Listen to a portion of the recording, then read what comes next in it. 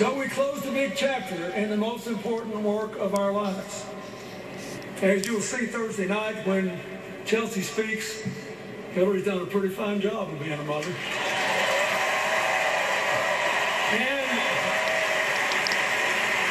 And as you saw last night, beyond a shadow of a doubt, so has Michelle Obama.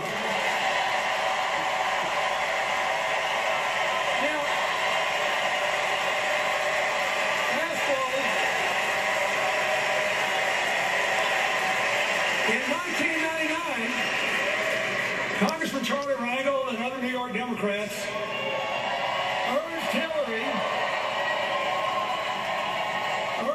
to run for the seat of retiring Senator Pat Moynihan. We'd always intended to go to New York after I left office and commute to Arkansas, but this had never occurred to either one of us. Hillary had never run for office before, but she decided to give it a try. She began her campaign the way she always does new things, by listening and learning. And after a tough battle, New York elected her to the seat once held by another outsider, Robert Kennedy. Oh my goodness. And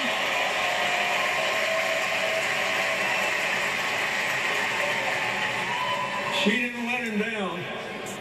Her early years were dominated by 9/11.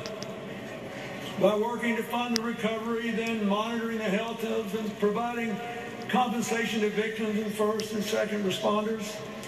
She and Senator Schumer were tireless, and so were our House members. In 2003, partly spurred on by what we were going through, she became the first senator in the history of New York ever to serve on the Armed Services Committee. So she tried to make sure people on the battlefield had proper equipment. She tried to expand, and did expand, health care coverage to reservists and members of the National Guard. She got longer family leave working with Senator Dodd for people caring for wounded service members. And she worked for more extensive care for people with traumatic brain injury. She also served on a special Pentagon commission to propose changes necessary to meet our new security challenges. Newt Gingrich was on that commission. He told me what a good job she'd done. I say that because nobody who has seriously dealt with the men and women in today's military believes they are a disaster. They are a national treasure of all races, all religions, all walks of life.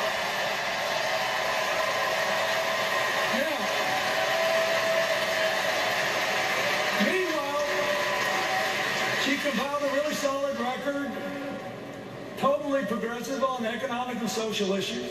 She voted for and against some proposed trade deals. She became the de facto economic development officer for the area of New York outside the ambit of New York City.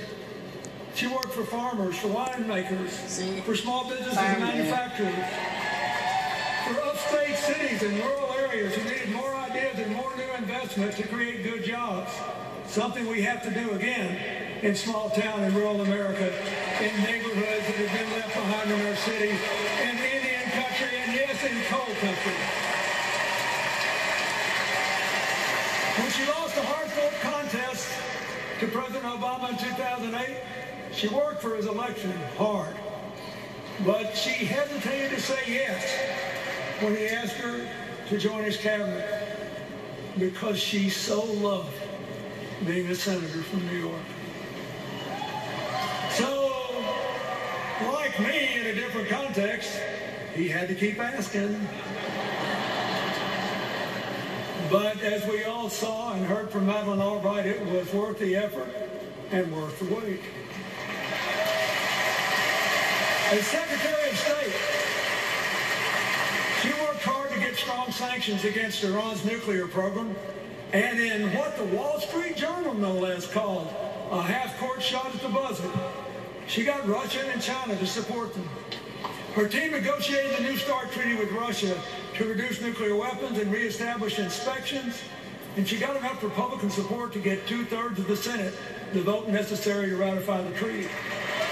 She flew all night long from Cambodia to the Middle East to get a ceasefire that would avoid a full-out shooting war between between Hamas and Israel in Gaza, to protect the peace of the region. She backed President Obama's decision to go after Osama bin Laden. She launched a team. This is really important today. She launched a team to fight back against terrorists online and built a new global counterterrorism effort. We've got to win this battle in the mind field. She put climate change at the center of our foreign policy. She negotiated the first agreement ever, where China and India officially committed to reduce their emissions. And as she had been doing since she went to Beijing in 1995 and said women's rights are human rights and human rights are women's rights, she worked to empower women and girls around the world and to make the same exact declaration on behalf of the LGBT community in America all around the world.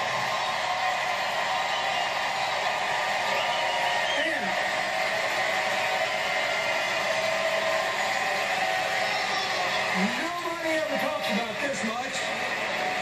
Nobody ever talks about this much, but it's important to me. She tripled the number of people with AIDS in poor countries whose lives are being saved with your tax dollars. Most of them in Africa, going from 1.7 million lives to 5.1 million lives, and it didn't cost you any more money. She just bought available, FDA-approved generic drugs, something we need to do for the American people more. Now, you don't know any of these people.